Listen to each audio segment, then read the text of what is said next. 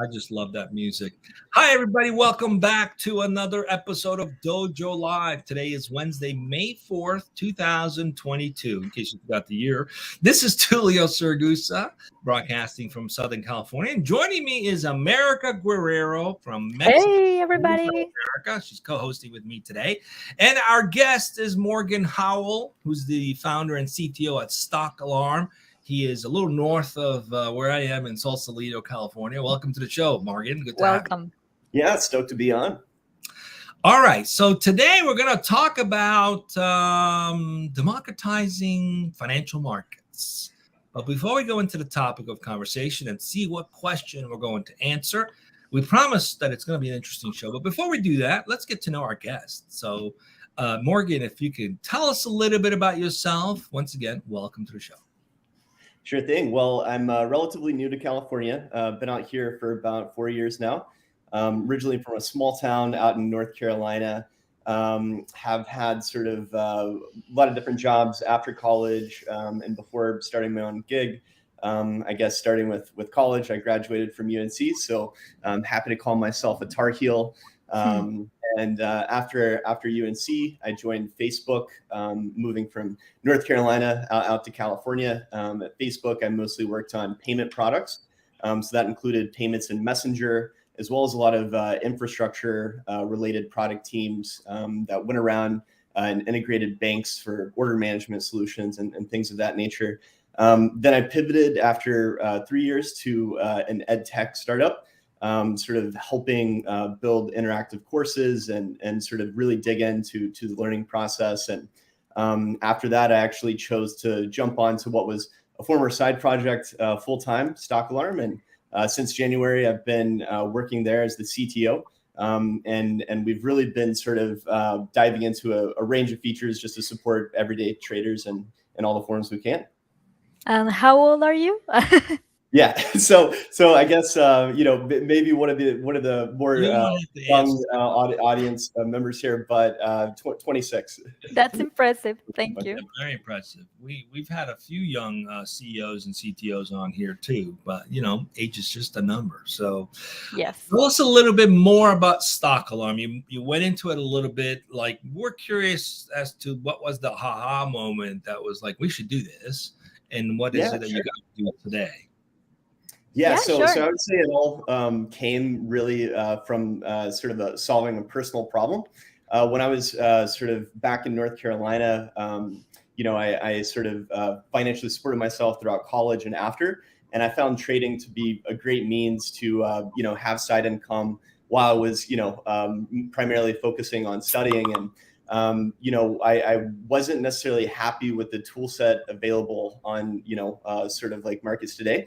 In the sense that, for instance, whenever I would sort of wake up early in the morning or go out to the West Coast to live, everything was sort of, shifted back by 3 hours. And so I found cases where I would want to sort of be woken up in the morning due to something interesting happening in the market. So the initial idea was, wouldn't it be cool to have a sort of alarm clock that you could set up to trigger through all these sort of custom means, whether that's through like a price target, a percent change. And that's where the idea was born. And although at first I didn't necessarily think it would gain traction, it was just sort of solving that sort of personal problem. I ended up throwing it out there, and now we have over 100,000 users on the platform that get a lot of the same value and now take benefit in other features as well.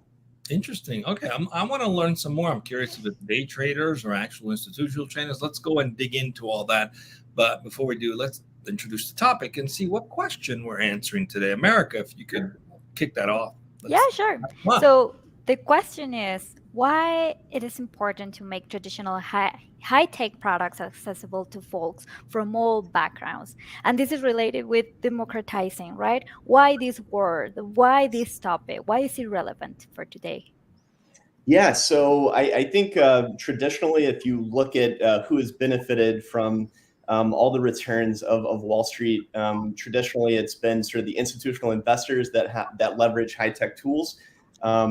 Especially in like fields like quantitative trading, but also in sort of environments with more standard institutional traders, they use tools like the Bloomberg terminal, which is $25,000 a year per user, or take techniques like algorithmic trading to scalp pennies and make many trades in a matter of nanoseconds to milliseconds. And all those things have provided great economic benefit, but only to the select few that can either afford the tools or are in the know.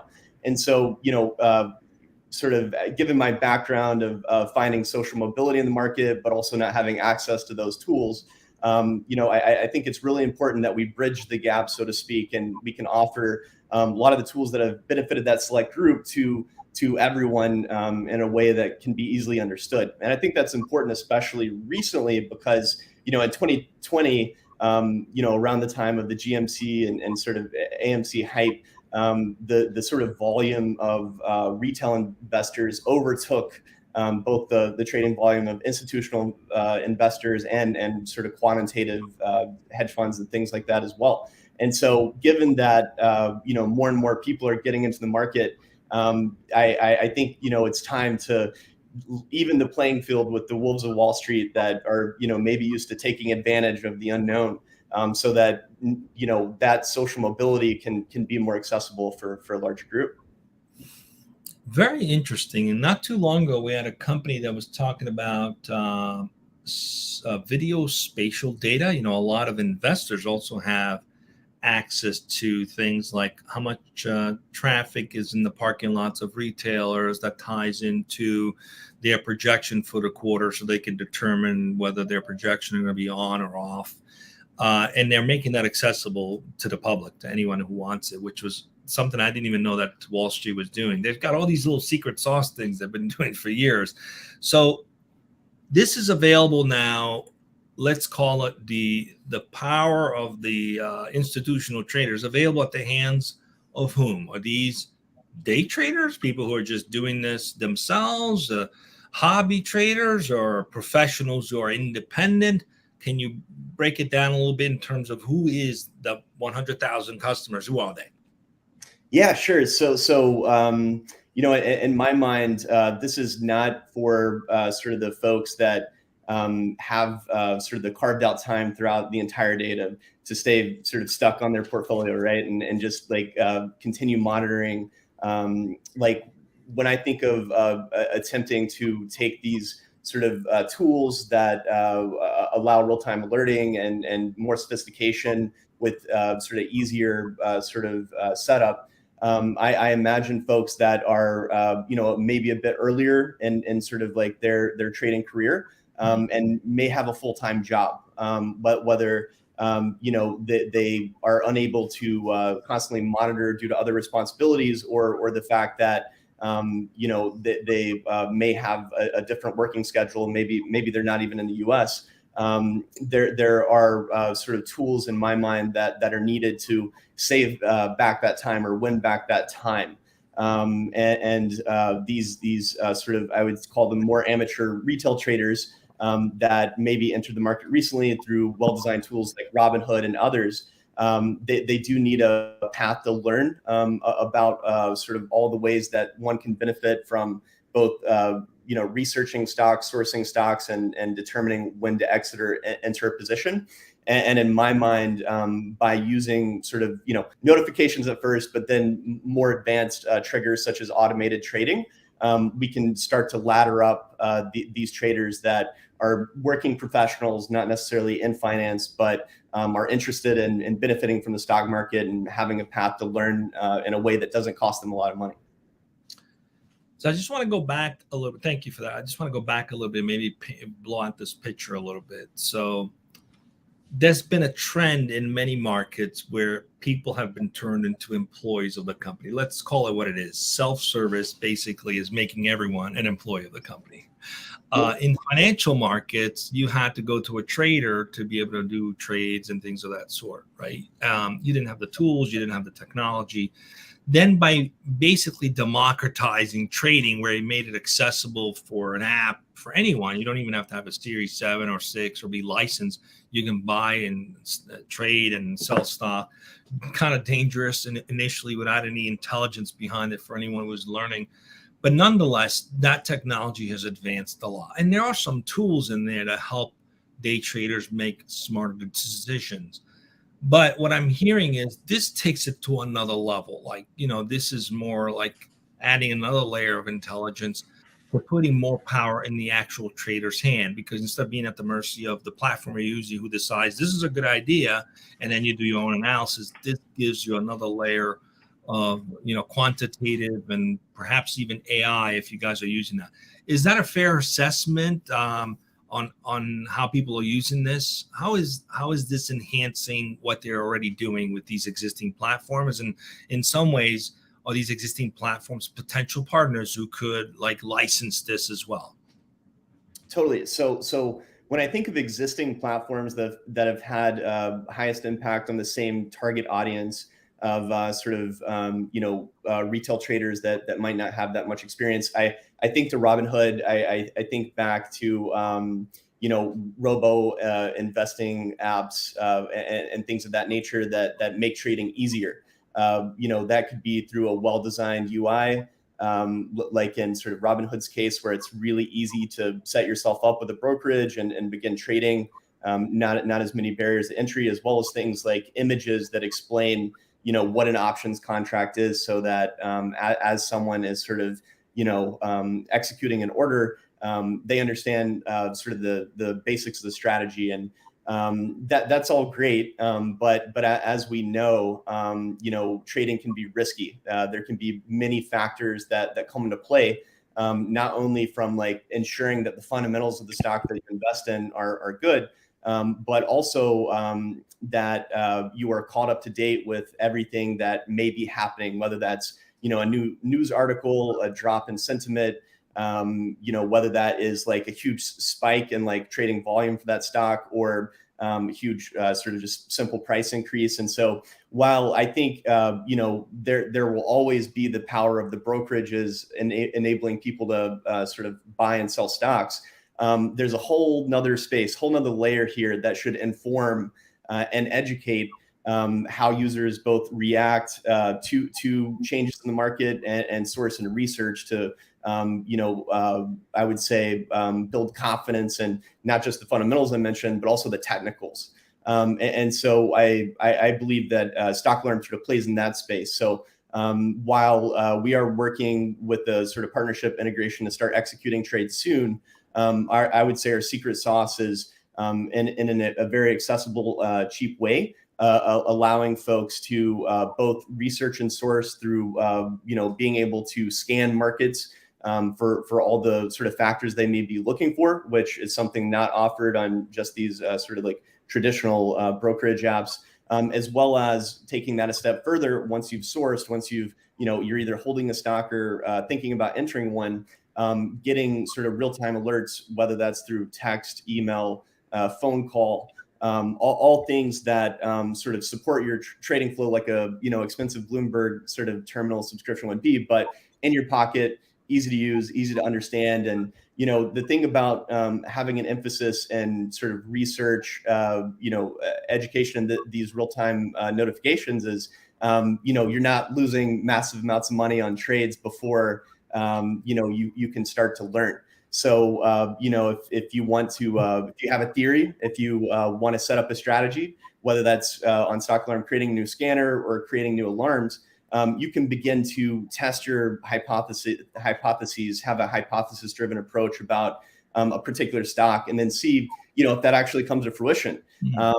And there are a lot of platforms like MarketWatch that are having sort of virtual sort of markets where you can begin experimenting.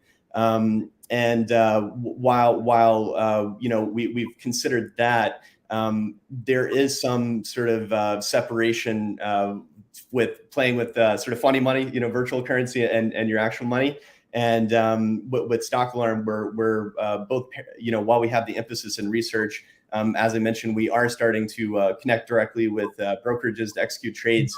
And we believe that sort of path to being able to identify stocks and then execute trades ladders folks up in a more practical way than necessarily just always sort of reading the pure literature or just going and trading with fake currency. So it's a bit of a mix of both, because you're both learning, reading, setting alerts, but then that allows you to see like how fast the market moves and learn things quickly.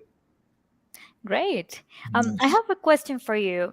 How do you deal with the SEC regulations as it relates to making recommendations? How is it working?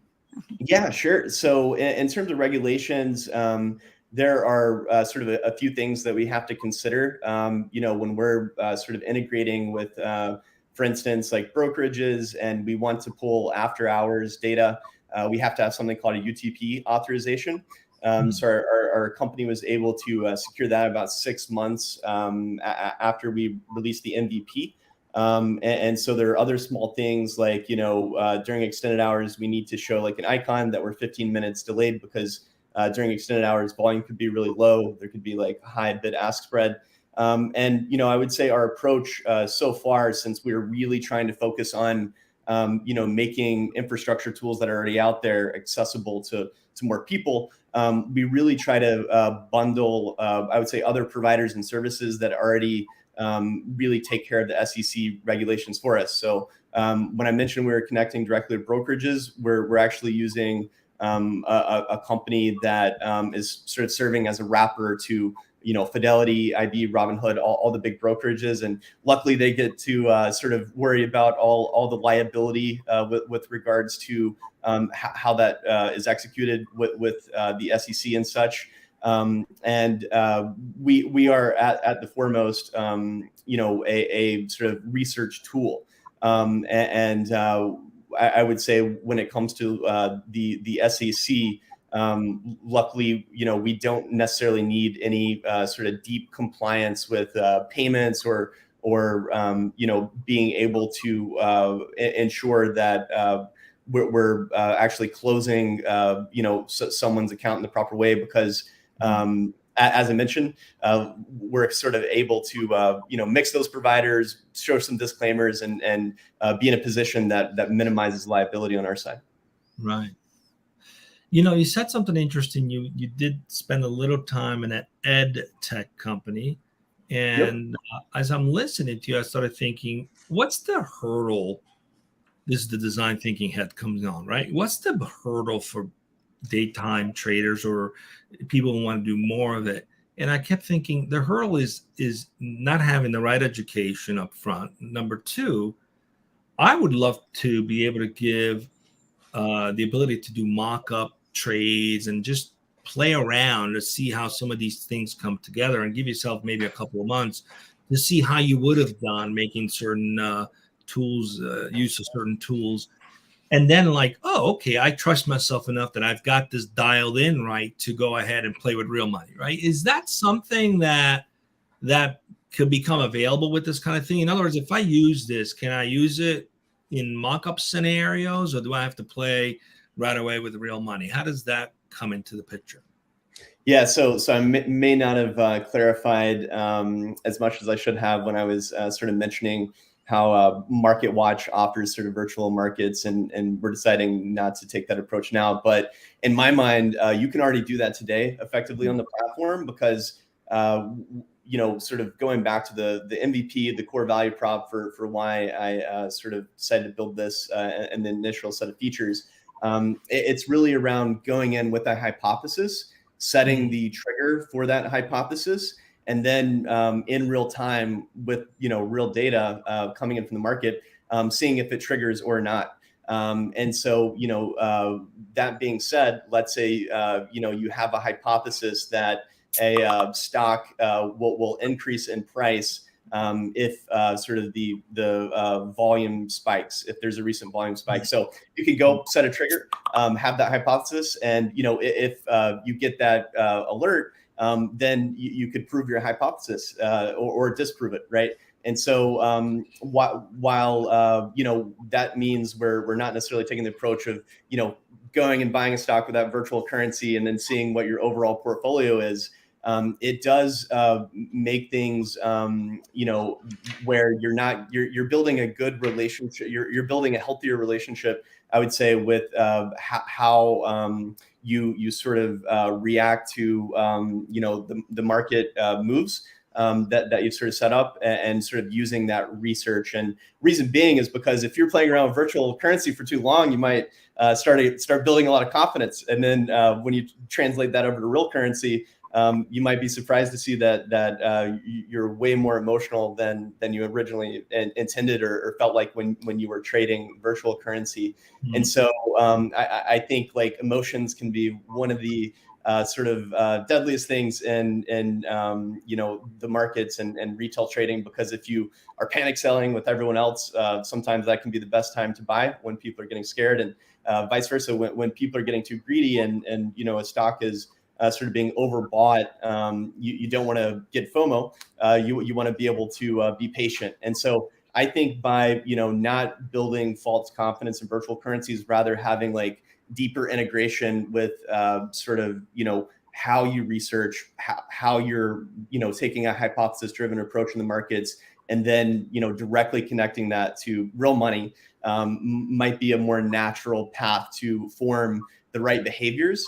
Right. As opposed to going on Market Watch, buying 1,000 shares of that virtual currency, feeling real good, and then dumping your whole bank account in something to YOLO. Yeah, playing Monopoly doesn't necessarily guarantee you're going to be a real estate tycoon if you're good at Monopoly. Yep. I think you have to focus on first principles, focus on the fundamentals, right. Test it with a small amount of real money, and that's at least what I'm thinking. Maybe that's a better path to starting to build the correct habits. Makes Great. sense.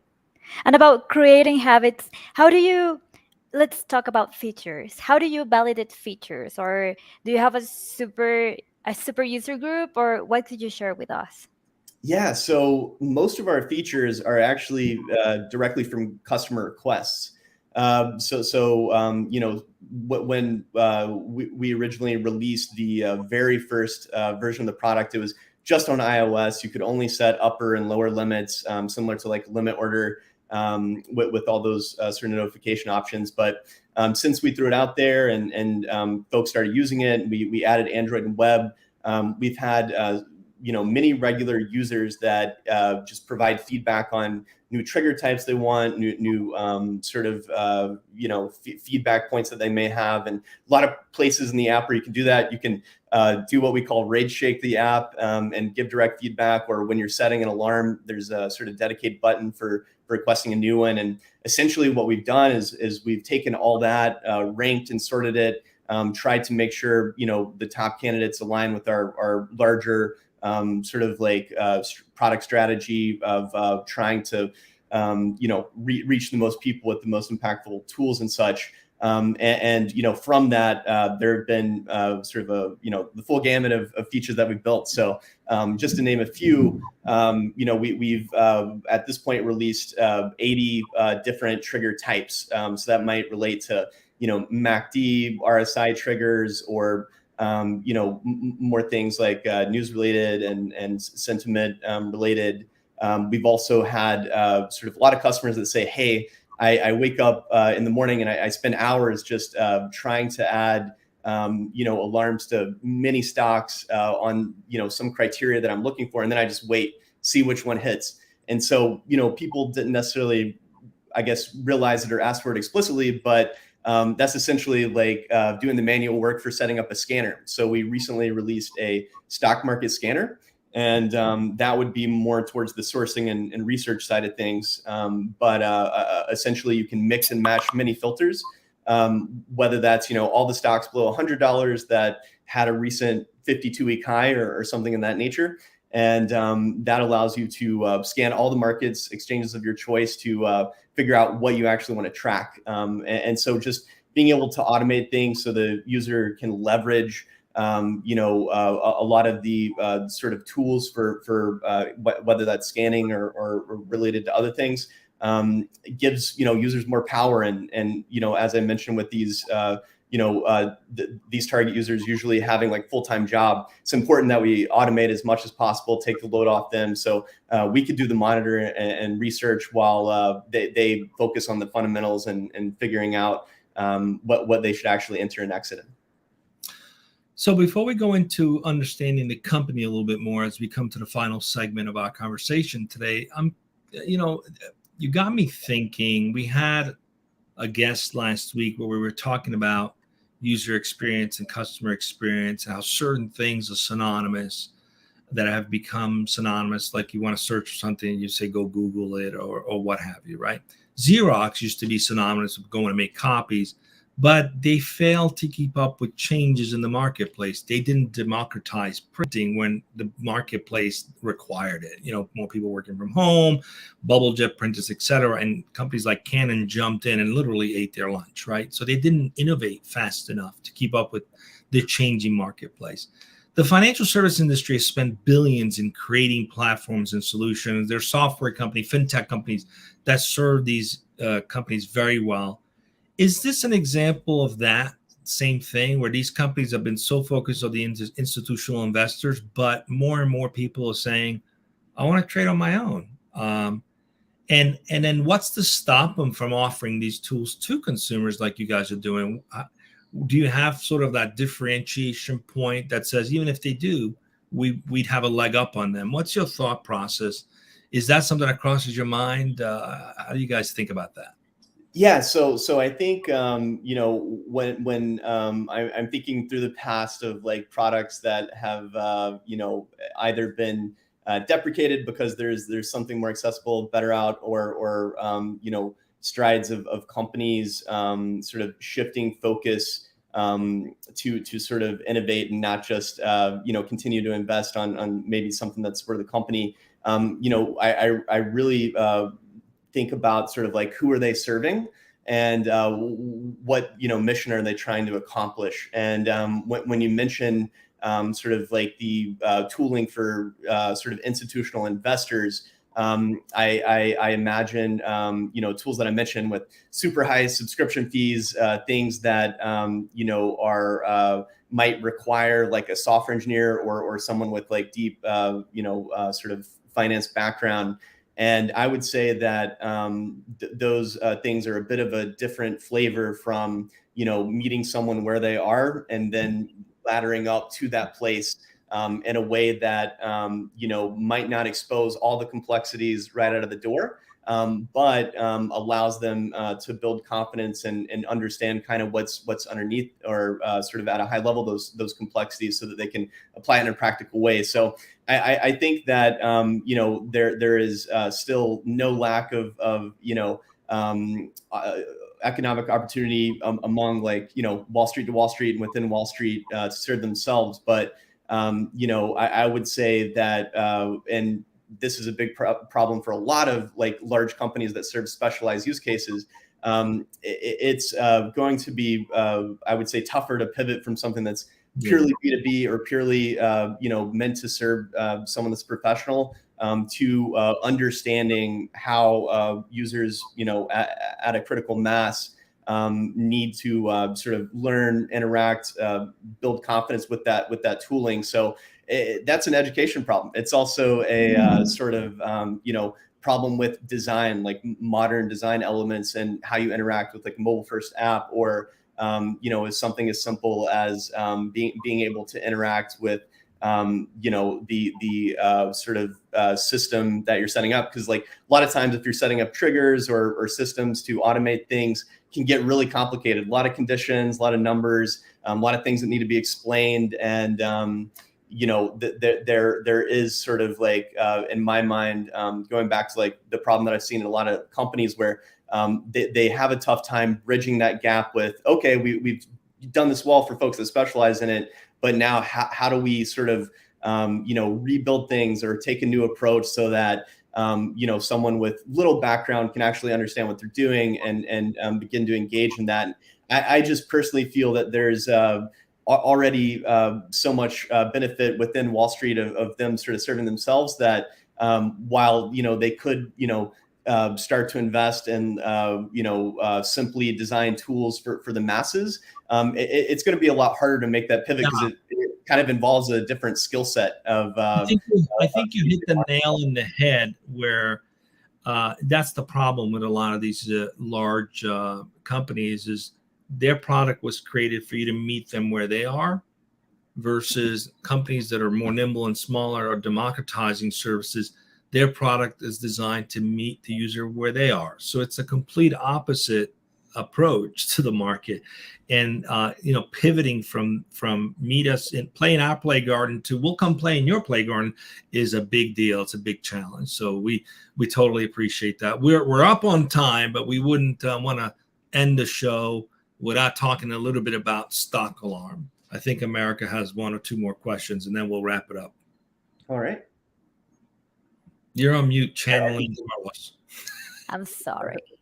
So we already talked about education, sharing information, sharing with the community. How is this related with the values of your company? I mean, what could you share about Stock Alarm culture? How is it look like to work there? How are your employees? What could you share?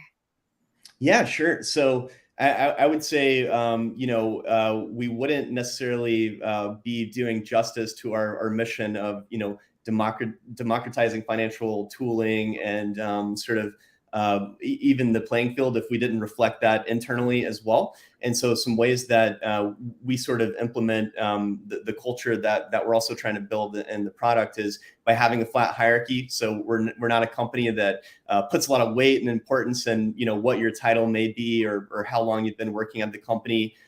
We really like to have an experiment-driven approach that sources the ideas from direct user feedback. And so what that means is, if you're a developer, if you're in marketing, no matter what part of the sort of company you're on, you have the freedom to sort of, pitch your own ideas, build your own experiments and, actually have a chance to influence the roadmap. So we're really sort of, I guess, not a fan of the waterfall type culture of having everything be top down, but sort of having like, I guess, the more grassroots approach. And along the topic of experimentation, we want to make sure what we release is valuable and quality to our users. So we use a lot of product insight tooling like Amplify and others to make sure that when we release a feature, it's actually helping people. And we keep a lot of sort of top line metrics to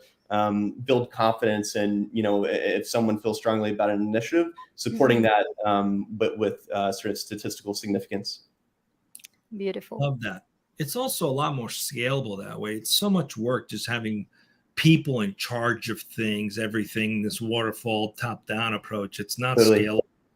Rather than actually taking on every challenge as a project that a number of people can participate to solve, then, you have collaboration and you also have the agility of not having to wait for one person to make a decision. So kudos to that for you guys. We're strong supporters of that strategy. We need to see more companies doing that. We're up on time. We could keep talking. We've learned a lot today. Thanks for being with us. So if you are a day trader or just someone who's got a side hustle trading and you want to get smarter about how you make decisions and trigger events to increase your portfolio value, check out Stock Alert. So that's the way to do it. Stock Alarm. Sorry, excuse me. Forgive me. So let's just stay with us as we go off the air in just a second. Again, thank you for being with us, Morgan, who's the founder and CTO at Stock Alarm. Let's just announce what we got coming up. We have 2 more shows. Tomorrow, we have a 10 a.m. show. It's our design thinking show. It'll be a one-on-one show with myself. And I don't have the information readily in front of me. Just here it is with Matthew. Then at noon, we have Matthew Van Berskirk with Hummingbird. That's at 12 o'clock Pacific. And Carlos or Ruben, if you guys could post in the chat who we have at 10 a.m. tomorrow, I'd love to announce it. Otherwise, back tomorrow at 10 a.m. for the Design Thinking Show, where we explore how you can design better products and services and organizational structures to meet the needs of today. That's with Anshu Sharma, who is the CEO at Skyflow, tomorrow at 10 a.m. See you all back soon. Be safe, and don't forget to have some fun.